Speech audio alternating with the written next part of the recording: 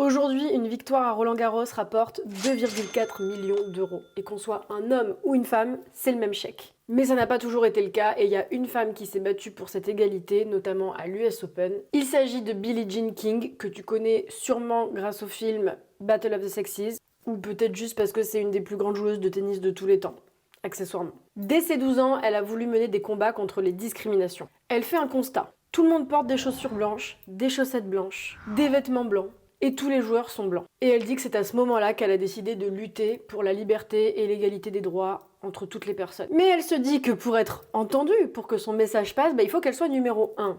Rien que ça. Elle obtiendra 39 titres du Grand Chelem. Et il y a une de ses victoires qui reste vraiment gravée dans les mémoires, c'est celle contre Bobby Riggs, un ancien numéro 1 mondial, qui est bien misogyne et qui affirme que oui, on a besoin des femmes dans le tennis, faut bien quelqu'un pour ramasser les balles.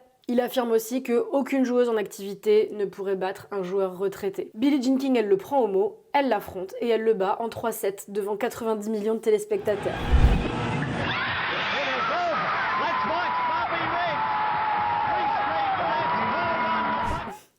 C'est ce match qui est surnommé Battle of the Sexes. Mais comme si c'était déjà pas assez badass, Billie Jean King devient aussi une icône LGBT en faisant son coming out en 1981. Elle est la première sportive au monde à le faire. Et suite à ce coming out, en 24 heures, elle perd tous ses sponsors. Ce qui ne l'empêchera pas, bien au contraire, de militer pour cette cause aussi bien que pour celle des femmes. Elle fonde des assos pour les femmes sportives, elle crée aussi un magazine sur les femmes dans le sport. Le but, c'est vraiment de visibiliser les sportives et d'encourager les jeunes à se lancer. En 2009, Obama lui remet la médaille présidentielle de la liberté pour la remercier de son engagement dans les causes féministes et LGBTQ+.